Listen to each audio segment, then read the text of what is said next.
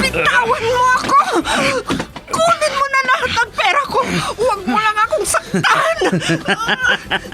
Wala ka nang magagawa. Akin ka.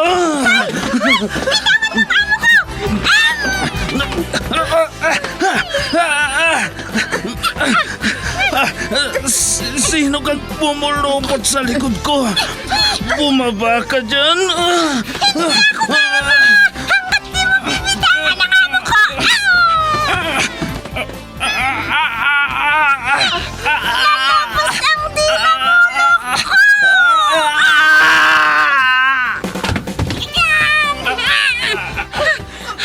Ayan! Natumba na siya, madam! Salamat, Pepita! Salamat! Super Pipita, ang balikbayan na OFW, survivor mula Iraq, palaban sa hirap at nakahandang magsakripisyo sa ikabubuti ng karamihan, kabilang sa mga naturingang bagong bayani ng bansa.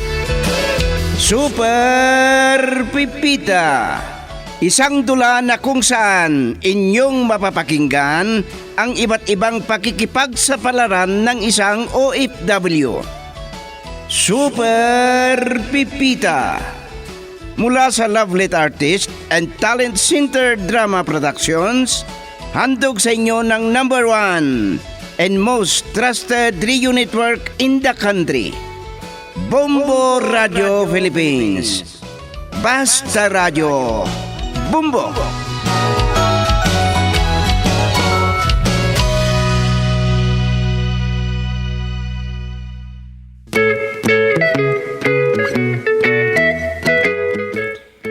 Ang nakaraan, sa sobrang kalasingan ni Bernabe, ay muntik na itong madapa at mabuti na lang nahawakan siya ni Pipita, na siya namang ikinagalit ng matanda, na ang pagkakaalam nito ay itinulak siya ng ating bida.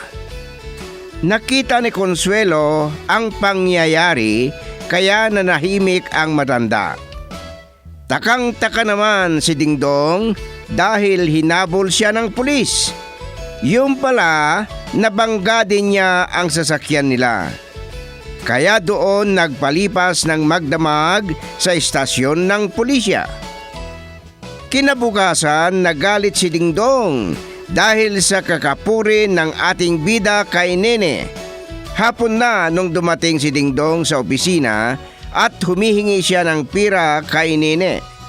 At ngayon, sa ating pagpapatuloy sa ating kwento na pinamagatang Nerbyosong Hindi Nahihimasmasan, dito sa ating dula, Super Pipita.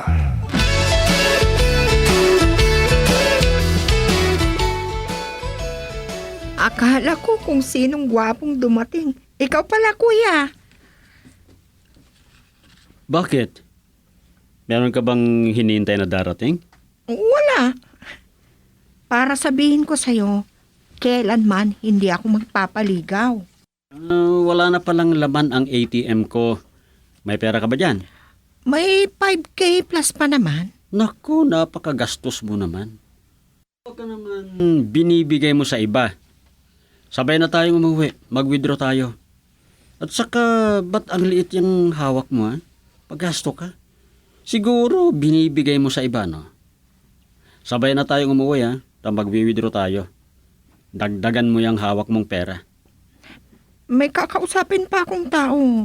Pupunta dito ngayon. Sandali lang tayo. At saka, malapit lang naman ang bangko. Ipagbilin mo na lang sa sekretary na lalabas tayo saglit. Kung ganun, halika na. Maglakad na lang tayo. Papunta sa bangko. Ano?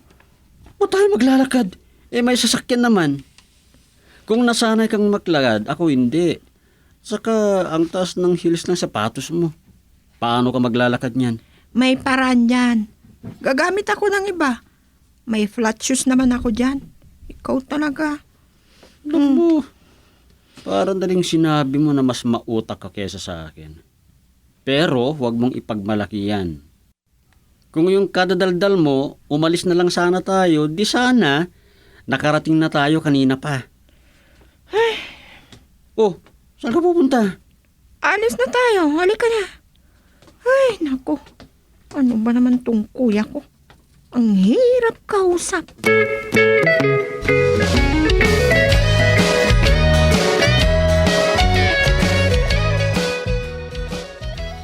Nakatingala si Ma'am Consuelo sa wall clock na nakasabi sa sala. Parang may hinihintay. Alas 5 na pala. Mamaya magsasayang na ako. Pipita, Ay, nandyan na si Madam. Ano po yun, Madam? baka mauunang uuwi si Nene ngayon. At yung mag-ama, ay, ewan ko kung anong oras sila uuwi. Ay, nako. Napabayaan na nila ang kumpanya dahil sa kanilang bisyo. Ano pong sasabihin niyo sa akin, Madam? Wala naman. Gusto ko lang may makausap. Parang masisiraan ako ng bait sa kaiisip sa mag-amang yun. Lalo na kay Dingdong. Madam, Alam mo, Pipita, mula nung maghiwalay sila ng ka-live-in niya, hindi na niya tinitigilan ang pag-inom ng alak. Kaya namumroblema ako sa kanya. relax lang kayo, Madam. Huwag niyong masyadong isipin ang problema.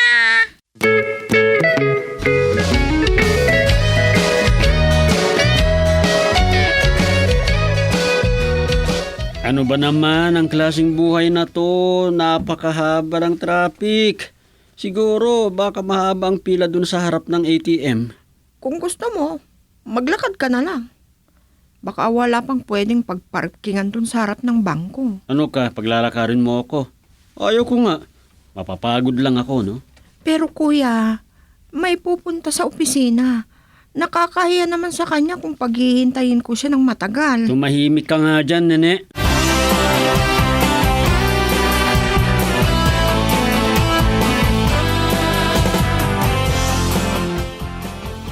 Tama ang sinabi ni Madam Consuelo na mauunang darating si Ma'am Nene kaysa doon sa mag-ama. Ay, magandang hapon po. Ganon din sa'yo, Ate Pipita. Alam mo ba, kanina may taong nagalit sa akin dahil sa kahihintay sa opisina. Nagalit daw sa akin, sabi nung security guard. Si kuya kasi. Bakit na naman po? Pumunta si kuya doon sa opisina, humihingi ng pera. Dahil wala akong dalang cash, pumunta kami sa bangko para mag-withdraw sana. Biruhin mo, halos 1 oras kaming na traffic. Ay, anong nangyari? Pagbalik namin sa opisina, wala na yung tao.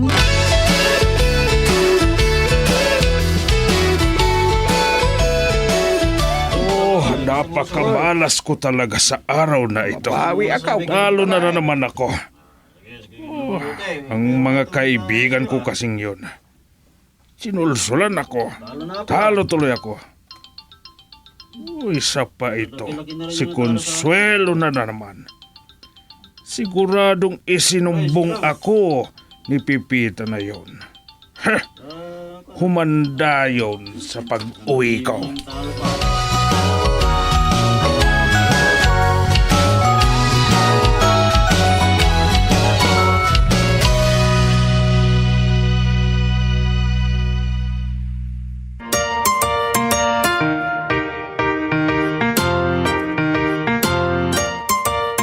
Sumusobra na talaga ang Dingdong na yun.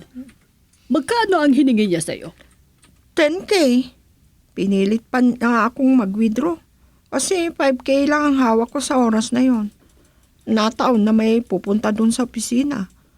Hindi na ako nahintay kasi na-traffic kami. Bakit pa kasi kayo gumamit ng sasakyan? Pwede namang lakarin. Malapit lang ang bangko sa opisina. Ayaw niya kasing maglakad. Tinatamad daw. Aanhin daw niya ang 10K? Tamad magtrabaho. Tapos hihingi sa'yo ng pera? Hindi ko na tinanong kung saan niya gagamitin. Baka magalit pa sa akin. May nagbobosya na sa labas. Baka si Dingdong na yan. Pipita! Buksan mo nga ang gate. Ano bang ginagawa mo?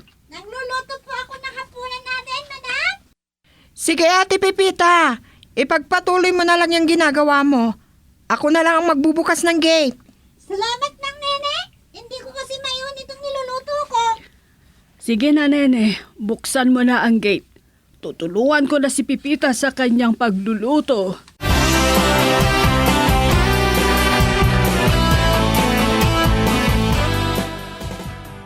Bumaba na si Daddy sa kanyang kotse. Hindi na niya ginarahe. Hindi. Oh, Daddy. Bakit hindi niyo ginarahe ang kotse niyo? Iniwan niyo na lang sa gate. Huwag mo nang problemahin. Nasaan ba si Pipita? Bakit ikaw ang nagbukas ng gate? Ang galing naman niyang katulong. May kasalanan ang babaeng yun sa akin. Kasi Daddy, busy siyang nagluluto. Kaya ako na lang ang kusang nagbukas ng gate. Pwede ba? Huwag mo na siyang ipagtanggol. May maalala pala ako. Bakit hindi mo ipinagpatuloy ang kurso mong abogasya? Kwan kasi Daddy, hindi ko na maharap. Maraming trabaho sa opisina. Sa bagay, kahit hindi ka nakapag-aral, kapag makipag-asawa ka, dito ka rin naman sa bahay titira. Sige na Dad, pumasok na kayo. Ako na lang ang maggagaray sa sasakyan niyo.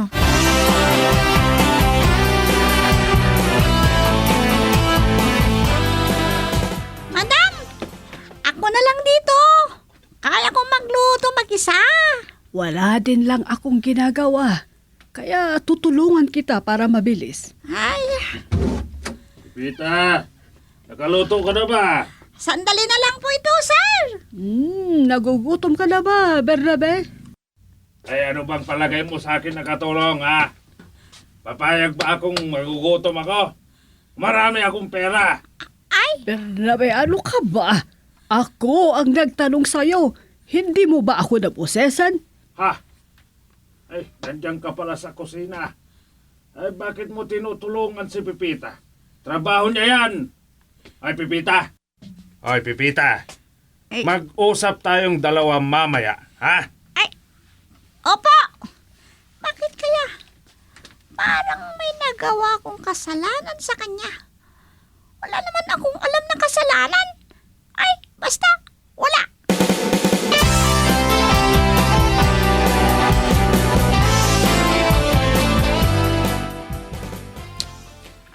Kanina pa ako naghihintay sa babaeng yun Hanggang ngayon wala pa. Napakalinaw yung usapan naming dalawa. Kung pera lang ang kailangan, kahit magkano ibibigay ko, wala namang problema. Kung gusto niya, di pakasalan ko pa siya. Ang mabuti pa, tawag nga ako sa kanya. Para akong tanga naghihintay dito sa kanya.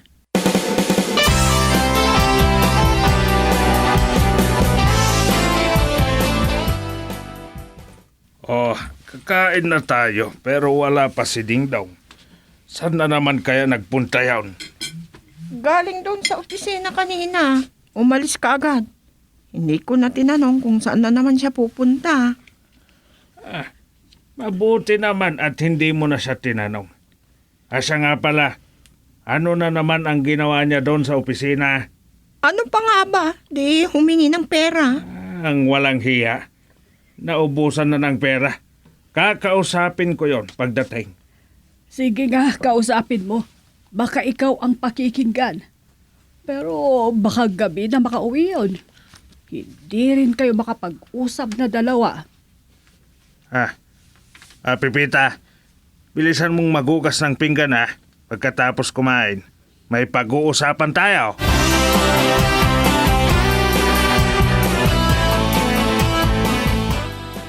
Talagang binilisan mo ang paghugas ng pinggan.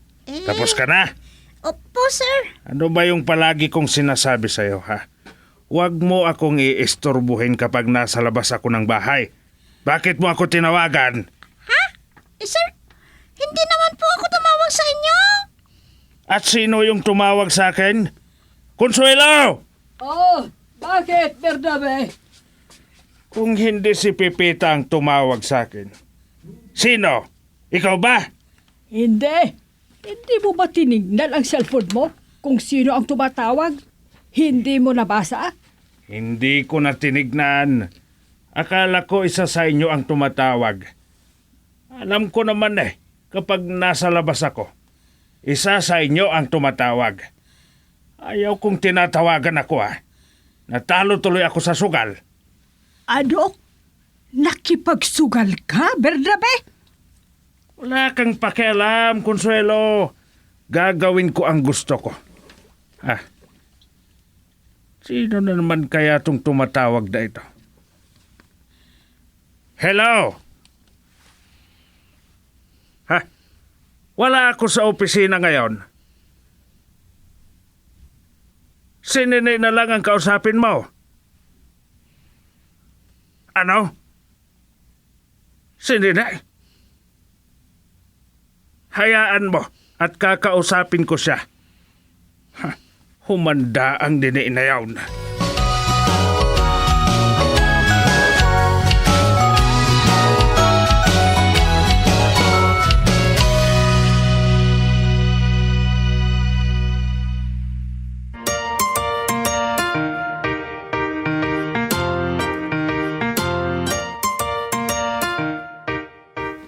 Mabuti at gising ka pa.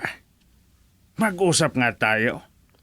Napahiya ako kay Mr. Montemayor. Tumawag at nagalit sa akin. Matagal mo daw siyang pinaghintay sa opisina, pero hindi ka dumating. Kwan kasi, ganito yan, Daddy. May nobyo ka na ba, Kaya hindi mo na natututukan ang trabaho mo. Wala po, Daddy. Si Kuya kasi. Bakit ang kuya mo? Bakit hindi mo ituloy? Pumunta dun sa opisina, humingi ng pera. Kulang daw yung hawak ko, kaya pinilit niya akong mag-withdraw. Na-traffic kami sa daan. Siyempre, medyo natagalan kami. Ayaw niya kasing maglakad. Si Dingdong ang may kasalanan. Siya ang sinisisi mo. Hindi naman sa ganun, Daddy. Ipinapaliwanag ko lang sa inyo ang buong pangyayari. Pagbalik namin sa opisina, wala na yung tao. Tinawagan mo sana si Mr. Montemayor na hintayin ka. Nawala sa isip ko kasi, Daddy. Kung ganoon, huwag mong sisisihin si Dingdong dahil ikaw ang may kasalanan. Inaamin ko, ako ang may kasalanan. Tatawagan ko na lang siya. Hihingi ako ng kapatawaran. Abay dapat lang. Walang sinasanto ang taong yawn. Kung ika-cancel niya ang transaksyon sa kumpanya, kasalanan mo.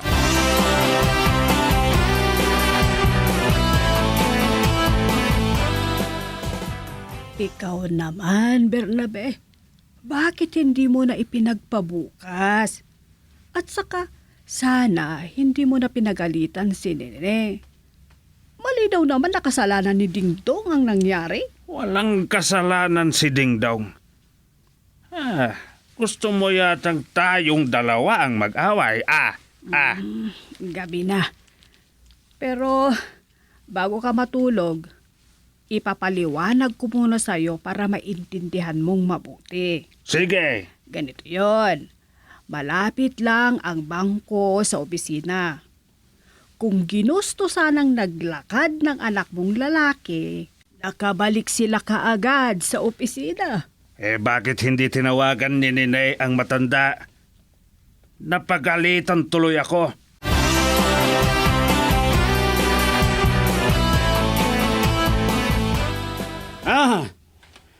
Mabuti naman at naintay mo ang aking pag-uwi.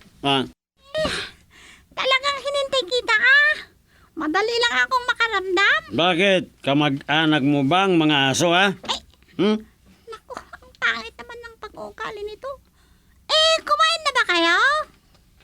Bakit saan ka pa pumasok ng elementarya ka, ha? Ang tanungin mo kung gusto mo akong ipagsandok ng makakain, ganon. Ay, kung ganun, sir, halina kayo sa kusina at ipagsasandok ko po kayo.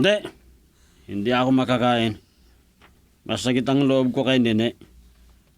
At sa Elenita na yon, pare-pareho silang mga babae. Kayong mga babae, pare-parehas kayo. Ha? Sino kaya ang sinasabi niyang Elenita? Sino kaya yun?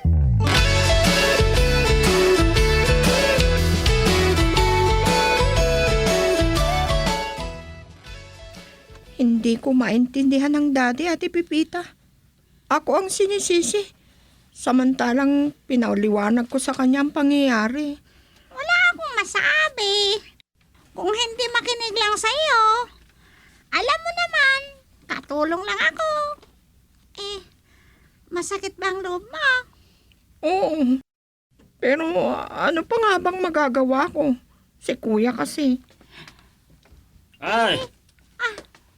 Ano bang pinag-uusapan yung dalawa, ha? Sus, lagot ka. Gusto niyo yatang palayasin ko kayong dalawa, ha? Gusto niyo, ha? Sir naman. Oy, ikaw nakatulong. Huwag mo akong tignan ng ganyan, ha? Opo, oo, katulong lang ako, pero huwag mo naman akong dinuro-duro ng ganyan. Lalaban ka na sa akin, ha? Talagang gusto mong mapaalis dito, ha? Alis!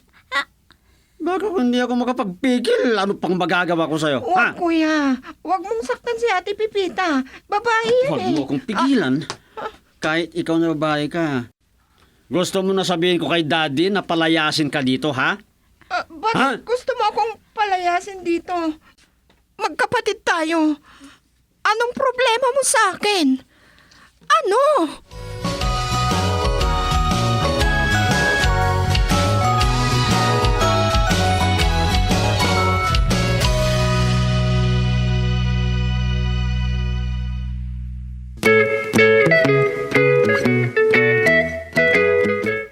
Magiliw naming tagapakinig, pakinggan bukas ang karugtong ng 1 linggong kwento natin na pinamagatang Nerbyosong Hindi Nahihimasmasan. Dito sa ating dula, Super Pipita. Isinulat para sa radyo ni Delfin Dumayas at sa direksyon, Leti Astudillo Aquino. Handog sa inyo ng #1 and most trusted radio network in the country, Bombo Radio Philippines. Basta Radio, Bombo!